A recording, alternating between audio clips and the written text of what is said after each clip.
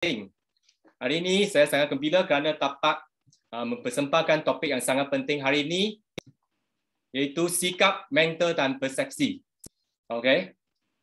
Dan terima kasih kepada Elkan kerana memberi peluang kepada kita dalam satu bisnes yang luar biasa, dan juga terima kasih kepada Semangat Ansar Laut. Tanpa semua anda tak akan saya ada di sini untuk mempersembahkan topik ini hari ini.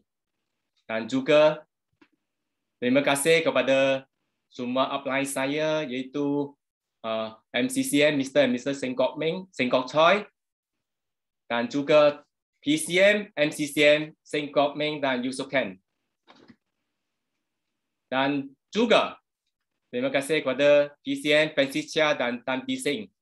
Dan tanpa bimbingan dan tunjuk ajar mereka, takkanlah saya dapatlah pergi melancong lebih dari 30 buah negara secara percuma. Ini sangat penting. Dulu saya memang suka melancong. Dulu saya masa kerja di Amerika, setiap minggu saya pergi melancong mungkin di negeri-negeri berlainan. Dan itu semua nak keluar duit sendiri. Dan selepas saya balik dari Amerika, duit yang saya simpan hanya 1,000 Amerika dolar. Itu bukan percuma. Yang ini luar biasa. Elkan dapat memberi peluang kita melancong secara percuma dan juga mencapai 3 impian saya. Itu yang luar biasa sekali. Beritahukan kepada Elkan. Dan di sini saya nak bagi tahu berjaya di Elkan 99% adalah sikap dan minda. Dan 1% kemahiran. Jadi bukan kemahiran tak penting, tapi sikap yang minta itu yang paling penting. Yang kita nak berjaya, mesti tahu apakah sikap dan minta itu. Kerana permulaan yang baik bersama dengan penentuan kejayaan yang penting. Itu sangat penting sekali. Kita mula dengan sikap minta yang betul, pasti kita akan capai kejayaan dengan lebih cepat. Jadi, apakah 8 sikap minta dan persepsi yang utama di Elkan? Mari kita tinjaukan di sini. Sikap pertama ialah keusahawanan. Elkan sebuah peniaga yang bebas di mana anda adalah bos lah. You are the boss. Jadi oleh itu kita mesti mempunyai sikap seorang usahawan. Iaitu bermakna kita mesti seriuslah dan bertanggungjawab dalam perniagaan kita. Kerana kita yang bos, kita nak bertanggungjawab. Kalau kita tinggal di tempat yang jauh sikit, tak ada stokis, mungkin kita nak jadi mini stokis, betul tak? Kita nak buat penapis air. Saya akan pasang satu di rumah, satu simpan di kereta. Kerana dulu tak ada technician, kita yang pasang.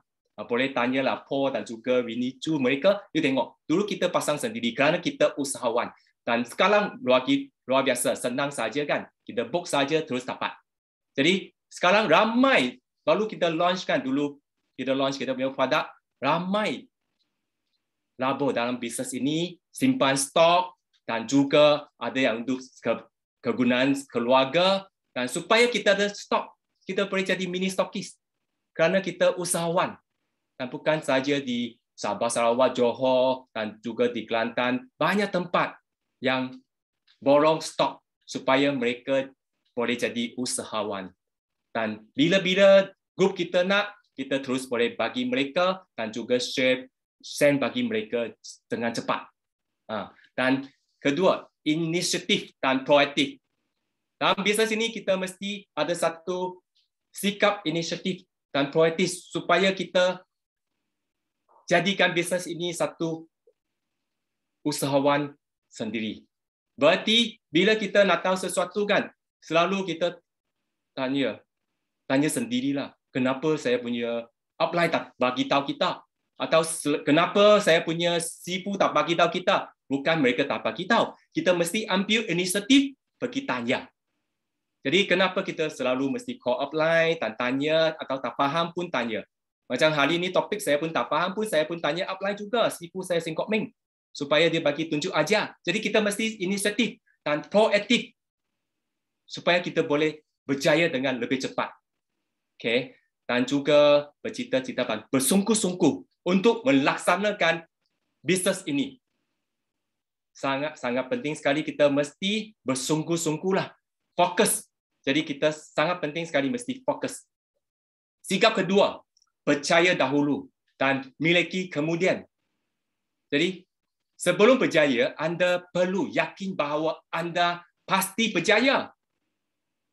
Dan sebelum menjadi kaya, anda harus percaya bahawa anda mesti kaya. Right? Kalau kita fikir kita boleh, pasti kita boleh. Kalau kita, sebelum kita buat, kita sudah mindset kita, tak boleh bunyilah, saya pergi buat sharing, dia tak mau bunyilah. Memang bila you pergi, akan tak mau. Kerana you sudah minta. Baru-baru ni, sifu saya, PCM Singkok Meng ada beritahu kan, asma kita mesti minta. Kalau you minta tak boleh, dia akan bagi tak boleh. Kalau you minta boleh, dia akan boleh. Betul tak? Dan sangat-sangat penting sekali. Dan percaya sangat penting. Dan saya nak bagi tahu satu, ini kisah benar. Baru-baru ni SV9, salah seorang downline saya di CN Grace Lee di Johor Bahru. Selepas dia tengah hukum tarikan dari PCM Singkok Meng, iaitu minta separuh sedar. Tiap-tiap hari dia akan tengah topik itu. Dia beli speaker, you tahu, speaker online, beli speaker, masuk dalam speaker itu setiap hari di kereta kerana kereta tak berapa jelas. Jadi dia tengah speaker itu, dan selepas itu tiap-tiap hari dia pun tulis, saya nak capai target saya berapa, saya nak simpan berapa duit, saya nak target 6 poin bulan ini. Dia tulis, tiap-tiap hari dia pun tulis. Tahu tak? Magical berlaku. Berarti sesuatu yang berlaku memang luar biasa. Kerana dia minta, dia percaya, dia memang percaya dia boleh dapat. Dalam SV9, jumlah pendapatan dia 22,000. Hampir 22,000 dia dapat. Beritahukan kepada kita punya TCN Grace Lee, dan dia nak fight kita punya LSM. Okay? Dan seterusnya, ketiga, sikap kemauan yang tinggi, keazaman yang tinggi yang sangat penting.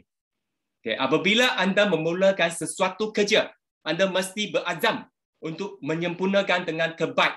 Itu yang Bill Gates ceritakan, orang yang paling kaya di dunia, dia beritahu kita, mesti menyempurnakan dengan terbaik. Kita mesti ada kemahuan yang tinggi.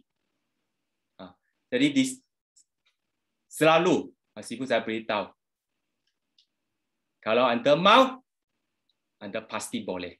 Di sana ada kemauan, di situ pasti ada jalan.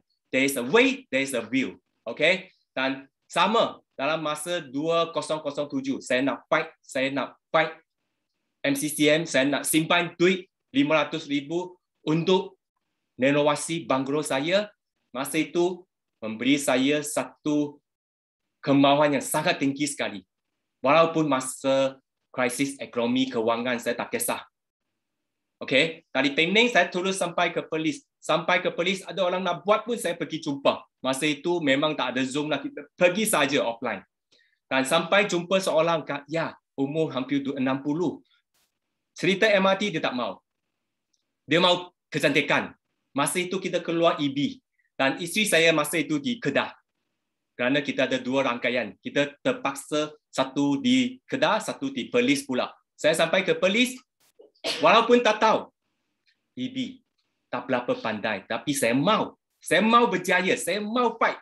Masa itu terus saya belajar buat 5 sampai 10 minit demo, separuh muka, kasih muka naik, dan juga demo sekejap tentang kita punya beauty set, dan terus dia pun dapat duplikasi, dia pun dapat buat 3S sendiri. Saya buat 2-3 kali saja, dia sudah tengok, betul, boleh buat macam ni dan boleh buat closing dalam 20 minit dan terus cerita peluang untuk fight. Dan kita keluar tengok satu-satu set punya di sini. Satu-satu set dengan EB, dan bulan itu dia dapat jual 12. Dia dapat jual 10 set dan dapat bonus 12,000. Tengok. Bila ada duit pun terus berubah jadi cantik pula. Itu memang luar biasa, dan rangkaian saya terus meletup gila-gila kerana ada seorang yang dapat buat beauty dan rangkaian saya dalam bulan itu hampir jual 100 set EB set dan beauty set itu. Dan dalam 2007 lulus saya fight jadi MCCM. Ini dari jurutera jadi jutawan di Elkon dan inilah dapatlah capai winner night saya di stadium yang besar-besaran itu. Jadi sikap keempat, kosongkan gas sebelum mula belajar. Kita mesti kosongkan diri dulu, kembali kepada asas. Bermula semula dan mencipta kecemerlangan. Jadi kita tidak kembali kepada asas, anda kekal di takluk lama tidak terjamin. Jadi ini sangat penting, kita mesti kembali ke asas dulu. Kosongkan diri. Kalau satu cawan yang penuh dengan air, you tuang, memang dia akan cepat keluar dengan air akan penuh. Kita mesti kosongkan diri dulu untuk belajar. Saya seorang senior engineer, walaupun saya memang hebat, rasa hebatlah, tapi banyak benda saya pun tak tahu punya. Rasa kita ada banyak pengetahuan. Tapi bila masuk ke Elkon, kita mesti kosongkan diri. Belajar dengan asas. Okay? Dan saya belajar fouling. Saya belajar fouling spirulina, macam mana buat 3S, dan juga home party, macam mana kendalikan home party. Dan cepat saja saya berdikari, tak payahlah apply jauh dari Kedah, datang bantu saya. Saya belajar 1-2 kali, saya cepat-cepat belajar fouling. Belajar macam mana buat 3S, belajar macam mana buat kuasa. Dan supaya saya cepat berdikari. Dan akhir sekali boleh nampak, walaupun dalam pandemik, grup saya ada dari Singapura, visa, mereka sangat berdikari. Mereka pun fight. Dalam 1 tahun ni, 2 tahun ni kan, sangat berdikari. Walaupun kita tak jumpa apply pun mereka. Tapi berdikari untuk fight, berdikari untuk berjuang. Dan Kak Rose, Kak Ida dan juga grup dia di Kedah pun sama. Mereka sangat berdikari untuk berjuang juga. Kerana mereka sudah tahu cara untuk berjaya di Elkon. Kosongkan diri, belajar semula tentang bisnes ini. Kerana anda nak jadi seorang usahawan yang berjaya di Elkon. 5. Sikap belajar berterusan. Ini sangat penting kerana demi membangunkan potensi diri. Jadi kita mesti macam mana? Belajar berterusan. Setiap sektor industri memerlukan kepakaran yang berbeza. Jadi cara yang terbaik untuk memiliki kaedah dan kemahiran untuk berjaya adalah belajar secara berterusan demi peningkatan dan kematangan diri sendiri. Jadi, kalau sama sekali, dulu kita belajar guna Nokia, sekarang kita belajar dengan handphone. Setiap kali kita pun nak belajar. Semua sekali. Dulu kita belajar offline, kita macam mana buat 3S. Sekarang kita nak belajar macam mana buat secara guna teknologi dan publicity berkesan meningkati kesedaran dengan sosial media. Betul tak? Kita kongsikan produk, informasi dan testimoni. Jadi kadang-kadang kita boleh menjadi jurucakap produk terbaik di Facebook ke atau di sosial media ke. Kita belajar semula. Dalam masa pandemik ini, kita belajar semula. Dan selepas ini pun kita belajar juga. Apakah cara yang terbaik untuk menjadi usahawan di Elkon. Jadi kami ada banyak testimoni. Setiap hari boleh share satu di sosial media. Kalau ada share satu di sosial media, tengok kami visual saja pun ada 200 lebih. Tambahlah semua produk di Elkon, ada beribu-ribu testimoni. Anda setiap hari share satu, boleh share 3-4 tahun pun tak habis pun. Betul tak? Jadi kita kongsikan saja dalam kita punya social media, WhatsApp dan belajar online, Zoom party atau meeting. Jadi kita belajar cara-cara kita buat home party, Zoom party dan juga belajar di teknologi yang baru dengan Zoom atau dengan WhatsApp call, dengan video call kita pun buat bersama grup saya di seluruh Malaysia. Dan juga setiap minggu yang paling penting, setiap minggu mesti datang online Zoom meeting kita. Ini yang sangat penting sekali. Saya tak pernah miss Zoom meeting setiap minggu.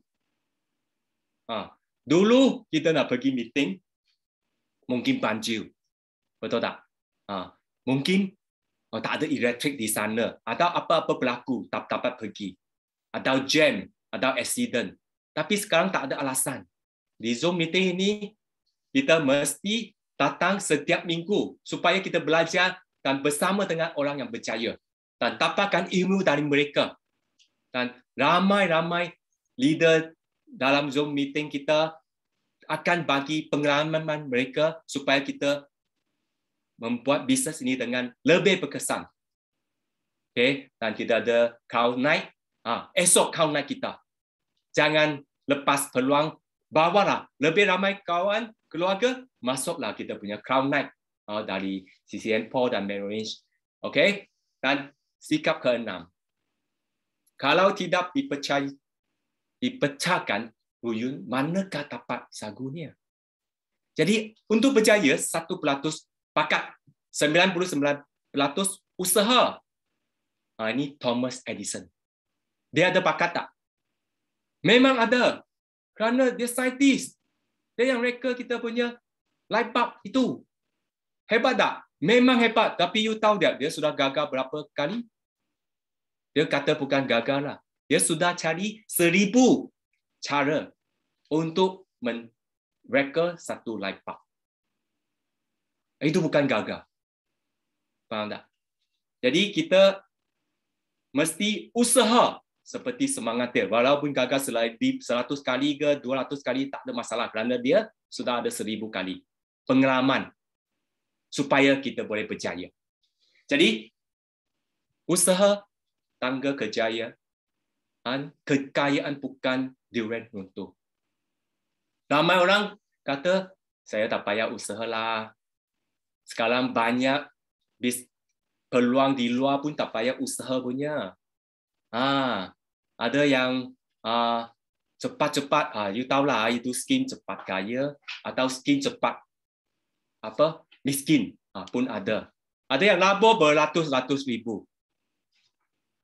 Memang dia bagi tahu selepas labur 500,000, setiap bulan dapatlah 20,000, itu boleh tak? Itu risiko sangat tinggi. Jadi dia punya return tinggilah. Mungkin dalam 1-2 tahun dia punya pelaburan sudah hilang, apa yang berlaku? Betul tak? Jadi kita boleh nampak banyak skim-skim yang berada pada masa sekarang, mungkin dia tak lama. Mungkin dalam 1-2 tahun dia sudah hilang. Jadi kita mesti carilah satu peluang seperti Elkan yang risiko rendah dan pelaburan pun rendah. Dan ramai orang pun boleh mulakan bisnes ini. Bukanlah banyak duit punya orang saja boleh buat. Kita pelaburan yang rendah, risiko rendah, dan ramai orang pun boleh berjaya. Jadi inilah satu peluang yang sangat penting. Jangan tunggu durian runtuh, tak payah usaha. Banyak orang kata tak payah usaha pun tak apa. You fikirkan sendiri. Kalau anda beritahu anak kita, cucu-cucu kita tak payah pergi sekolah, tak payah belajar, pun boleh berjaya. Boleh tak? Memang tak boleh. Kita mesti berusaha. Buat matematik. Saya paling suka matematik. Dan you tahu tak, kawan saya tanya, kenapa you pandai yang matematik? Saya beritahu dia. Soalan tahun lepas, 20 tahun lepas punya, saya pun sudah habis. Saya tanya dia, berapa tahun you sudah buat? Dia kata dia baru buat 2 tahun sahaja. Tapi saya buat 20 tahun. Kenapa saya pandai? Kerana saya usaha dengan lebih kukuh, lebih banyak. Jangan tunggu durian runtuh.